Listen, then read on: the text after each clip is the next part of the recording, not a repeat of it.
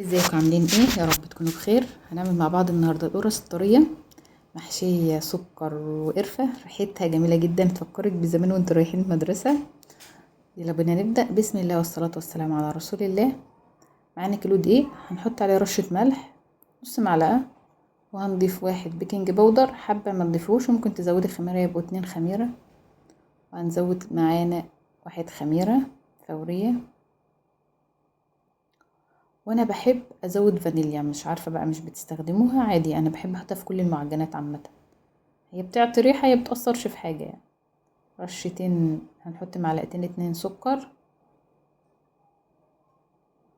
ونقلب كويس جدا كل المكونات الجافه بتاعتنا لحد ما كله يختلط وتوصل الخميره لكل الدقيق.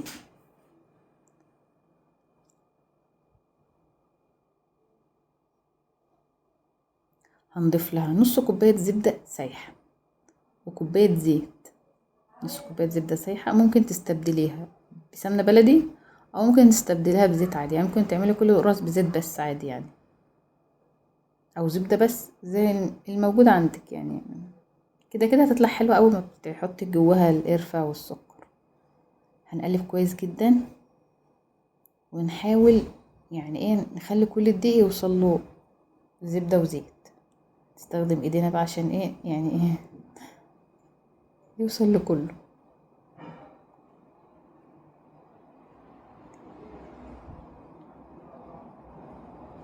هنعجن بقى بايه؟ عندك لبن اعجني بلبن، زبادي اعجني بزبادي، زي ما تحبي. انا هحط ميكس من كله. هحط معلقتين 2 قشطه، القشطه بتخليها ناعمه وجميله كده، وكوبايه لبن، وهعجن واشوف لو احتجت تاني هزود زبادي، ما احتجتش تاني خلاص.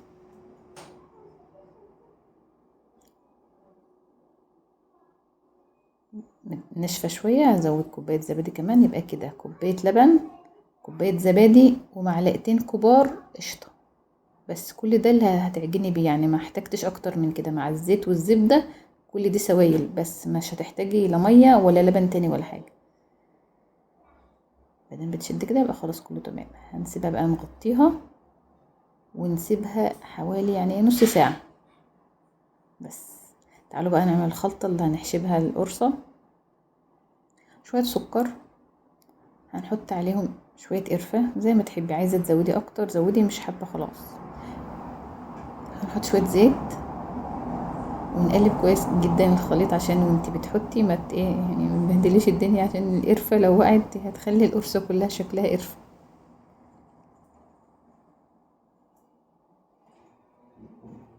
لو اول مره تتابعوني ده مطبخ سعاد، اشتركوا في القناه وفعلوا الجرس عشان يجيلكوا كل جديد. هنحط بقى معانا ده سمسم متحمص وعليه رشه سكر ورشه زيت.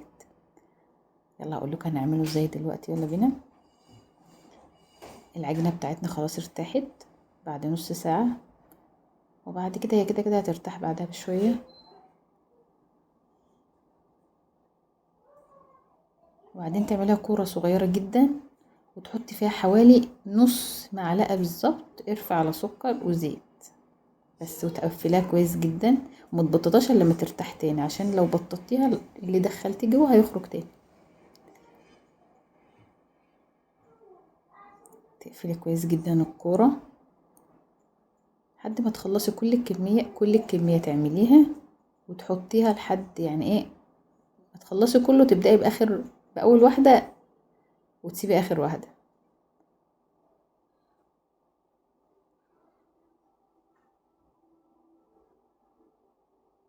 بعد ما خلصنا كل الكميه بتاعتنا دي، لسه بقى هنعملها فاضيه. هنحطها وشها في السمسم ونرصها كلها ونبططها مش قوي يعني، حاولوا ما يعني ايه ما تعملوهاش جامد عشان تبقى تخينه معاكوا شويه. ودي الفاضيه بتاعتنا مش هنعمل فيها حاجه، لو انت مش حابه تحشيها هتحطي في وشها في السمسم وتبططيها بالراحه برضو، وتسيبها ترتفع شويه معاكي عشان تبقى ايه تخينه شويه. انا مش بحبها قوي فما تبططهاش قوي يعني، لو حباها تبقى كده زودي العجينه شويه. ونحطها في الفرن على درجه حراره 180، وما تحمر من تحت تحطها تحت الشوايه. تعالوا اوريكم بقى. انا عايزه اقول لكم هي طعمها وريحتها اصلا تجنن، وجربوها تعجبكم جدا. وشكرا على الابطال اللي بيكملوا الفيديو للاخر.